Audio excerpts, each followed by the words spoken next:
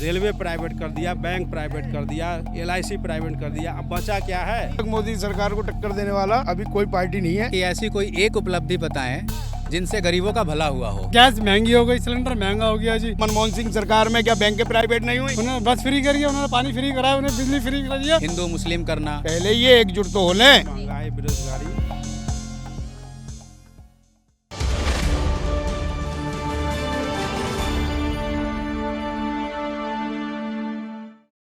नहीं आएगी कोई प्रॉब्लम। अच्छा, अगर एकजुट हो भी जाते हैं और कोई प्रधानमंत्री बन जाता है तो क्या लगता है ये महागठबंधन की सरकार ज्यादा दिन टिक पाएगी?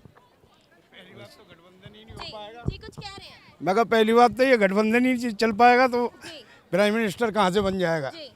इनका कहना है कि इस बार इस विपक्ष जो है एकजुट होकर मोदी सरकार को सत्ता से हटाएगी। बिल्कुल नहीं, बिल्कुल नहीं। जी।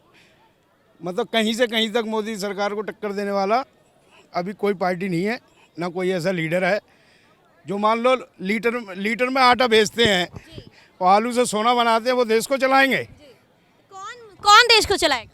मोदी। जी। मोदी दोबारा वापस आएंगे? बिल्कुल आएंगे। जी, कुछ कहना चाह रहे हैं? हमको लग रहा है कि इनके खाते में 15 लाख रुपया आ गए हैं और इनके घर से कुछ रोजगार भी मिला होगा। जो 2 करोड़ घोषणा किए थे मोदी जी, हमको लगता है कि कुछ इनका असर है। हो सकता है जिस स्टेट से या कि कहीं के रहने वाले हों इनको। मैं जिस क्षेत्र से उत्तर भारत से मैं आता हूँ, ठीक है, मेरे उत्तर भारत के अनुसार जितने बेरोजगार लोग, अभी भी मैं दिल्ली में कई दिन से घूम रहा हूँ। बेरोजगार तो हुए हैं ना, बेरोजगार हुए हैं लोग। अच्छा, इनका कहना है कि आपके खाते में 15 लाख रुपए आए। बेरोजगार हुए हैं लोग क्योंकि भाई मोदी ने ऐसे काम करे। पहले पत्थर मारने वालों को पैसे मिलते थे, गाली देने वालों को पैसे मिलते थे, तो वो लोग वाग मेरी समझ में ऐसे आरोप तो अभी भी लगाए जा- शायद बेरोजगार हुए हैं। ऐसे लोग शायद मेरी नज़र में बेरोजगार है, बाकी तो मेरे ख्याल में कोई बेरोजगार नहीं है। पता नहीं, पूछ लीजिए कहाँ से ये आप आए हैं, किस स्टेट से आप हैं, बता दें। यूपी से। अभी बिहारी यूपी ना पूरे दिल्ली में है जो पकौड़ा छान रहे हैं, जिसको मोदी जी बोले थे। इसे रोजगार नहीं कहते क्या? या इससे पहले मतलब 70 साल से पहले क्या आप प्राइम मिनिस्टर की कुर्सी पे थे? चाय बेचने वाले देश के प्रधानमंत्री बन सकते हैं। अब BA MBBS ग्रेजुएशन करने वाले लोग पकौड़ा छाने, यही देश है। अरे जब एक उपलब्धि बता अरे नौवीं फेल जब अरे मुख्यमंत्री बन सकता है तो एक चाय वाला PM क्यों नहीं बन सकता? भाई काबिलियत होनी चाहिए, आदमी में काबिलियत होनी चाहिए। और वो जो काबिलियत है वो मोदी में है। और मोदी के मेरे ख्याल में तो शायद अभी आने वाले 10 साल तक और भी कोई मोदी के टक्कर में नहीं रहेगा। जिस 9वीं क्लास की बात कर रहे हैं उसी स्टेट से मैं आता हूँ और हमको याद है जहाँ तक कि तेजस्वी यादव अकेले पूरे बिहार में एक हेलीकॉप्टर लेकर घूम रहे थे और 35 हेलीकॉप्टर, NDA का 35 हेलीकॉप्टर घूम रहे थे। एक तेजस्वी यादव को ये लोग नहीं हरा सके। अब पूरे बिहार में सबसे बड़ी पार्टी RJD वहाँ बनी तेजस्वी यादव के नेतृत्व में, ठीक है। अब ये लोग क्या बात करेंगे? अब इनके पास कुछ है नहीं, सिर्फ एक ही चीज़ बोलेंगे। आप एक उपलब्धि तो बता दो इस देश के लिए। अच्छा, इनका सवाल का जवाब, एक उपलब्धि बताइए। बेरोजगारी सबसे बड़ी समस्या। भाई साहब सबसे बड़ी उपलब्धि तो यही है कि आप इंडिया गेट पे खड़े हैं। इससे बड़ी उपलब्धि क्या चाहिए आपको? ये तो आपकी आंखों के सामने ही है। पहले नहीं थे क्या?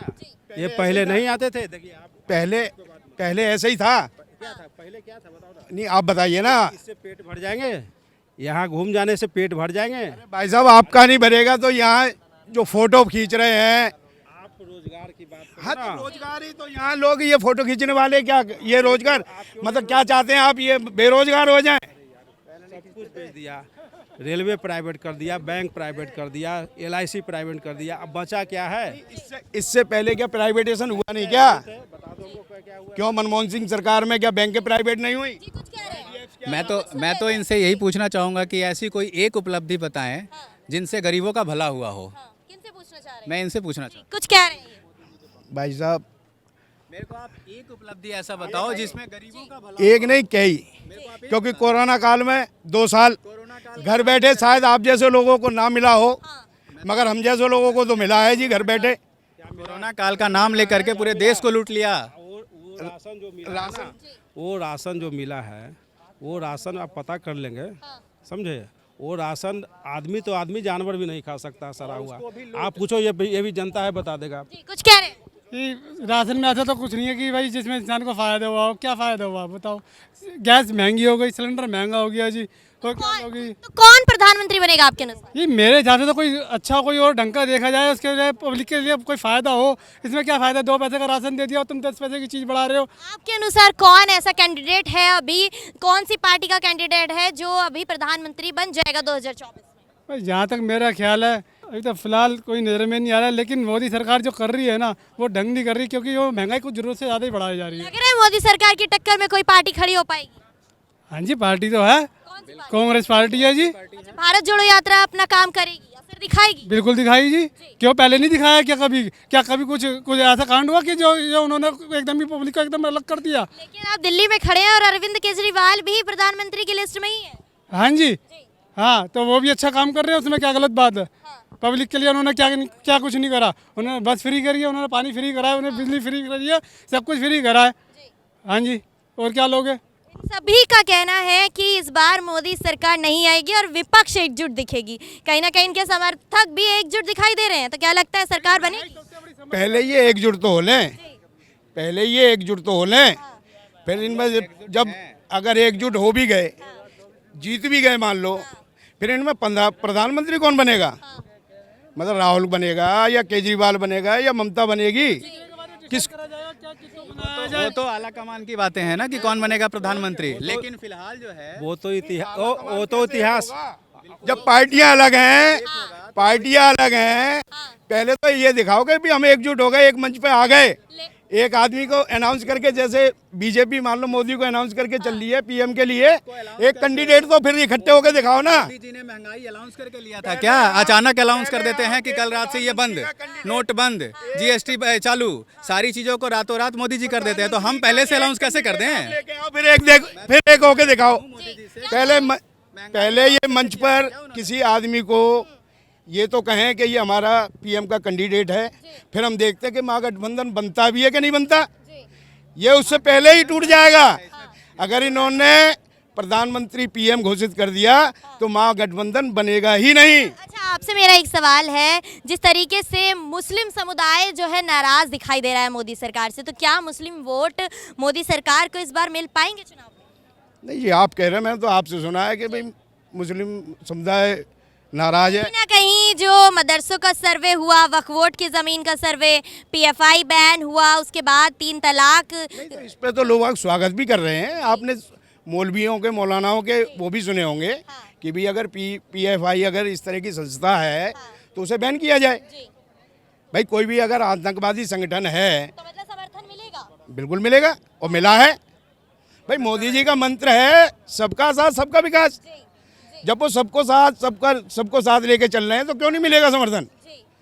और मेरे ख्याल में तो शायद ही एक आध कोई मेरा भाई ऐसा होगा जो मोदी जी से नाराज हो, बाकी तो मेरे ख्याल में कोई नहीं ऐसा। अभी के सामने कुछ खड़े हैं जो नाराज है, पूरा देश नाराज है मोदी सरकार से, क्योंकि इनका जो काम है ना सिर्फ लोगों को भिड़ाना, हिंदू मुस्लिम करना, यही करके इनकी राजनीति बता दो ये 8 साल में बता दो। 8 साल में इनकी उपलब्धि है। 8 साल में डॉलर का रेट कहाँ चला गया? 82 रुपये डॉलर का रेट हो गया 8 सालों में। इतनी इंक्रीमेंट हुई है, इतने कौन सी कमाई या उससे पीछे चले गए? नहीं, ये बताओ ना। चाय बेचने वाला प्रधानमंत्री बन गया और पढ़ा लिखा चाय बेचने लगा, ये कमाई है हमारी। मतलब मैं MBBS करके, मैं डॉक्टरी करके पकोड़ा और चाय बेचूं और चाय बेचने वाले हमारे देश चलाएं। ऐसा तो मैंने कभी देखा नहीं कि एक डॉक्टर मतलब पकोड़े बेच रहा हो। ऐसा तो मैंने दिल्ली में आपका बच्चा दिल्ली में बीटेक करके और घर आके पकोड़ा बेचे और चाय बेचने वाला इस देश पे आके राज करे, ये बहुत अच्छा है। इसका जवाब दे दीजिए मुझे आप। एक बात बताइए, सुनिए। हाँ बिल्कुल जवाब दूंगा मैं आपका। बिल्कुल मैं आपसे मेरा एक सवाल है, जैसे कि अभी दिल्ली में ही आपने बोला कि जो पढ़े लिखे बच्चे हैं वो चाय बेच रहे हैं, कहीं ना कहीं MBA चाय वाले का एक उदाहरण देना चाहूँगी। वो कहीं ना कहीं अपने बिजनेस में एक उपलब्धि पाए हुए हैं, अपना नाम कमाए हुए हैं, तो उनको ऐतराज़ नहीं है इस चीज़ से? मैं तो बोल रहा हूँ उनके पास कोई ऑप्शन नहीं है ना, उनके पास अच्छे सॉफ्टवेयर अच्छी बिल्डिंगों में बैठ करके काम करने का ऑप्शन नहीं है, तो बेचारे रोड पे वो उपलब्धि दिखा रहे हैं। तो ठीक है ना भैया, भैया एक बात तो आपकी इससे कट गई ना। नहीं वो करें क्या, उनके पास उनको जीने के लिए कुछ चाहिए ना। एक बात तो आपकी इससे कट गई, आपकी आवाज से ही कट गई ना। अरे भैया रोजगार किसे कहते हो आप? जो फैक्ट्रियां होती हैं उसमें सैकड़ों हजारों मजदूर काम करते हैं, हजारों बड़े बड़े अफसर काम करते हैं, ठीक है। इतने सारे लोगों को रोजगार देना अच्छा है या एक व्यक्ति को बिजनेस देना अच्छा है? मैं तो आपसे ही पूछना चाहता हूँ, बता दीजिए आप। नहीं, किस एक व्यक्ति को, जरा नाम बता दो मुझे आप। पूरे इंडिया गेट में आप कह रहे हैं, ये इंडिया गेट में आप खड़े हो, ये उपलब्धि है।